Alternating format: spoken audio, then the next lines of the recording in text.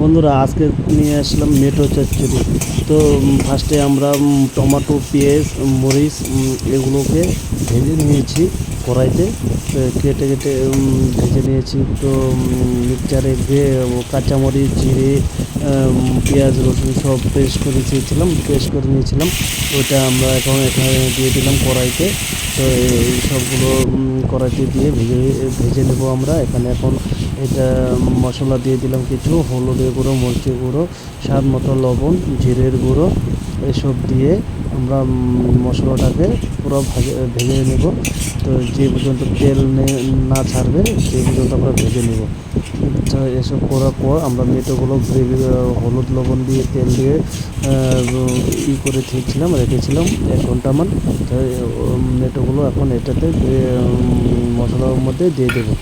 দিয়ে সেটাকে নেড়ে চেড়ে নেব। নেড়ে চেড়ে এটাকে মেটোগুলো বয়েল হওয়ার জন্য এটাতে আমরা অল্প জল দিয়ে দিই।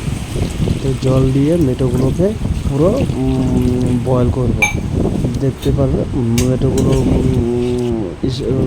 এখন মোটামুটি হয়ে গেছে। যে জলটাকে পুরো শুকাবো, আমরা ফ্রাই করে নেব।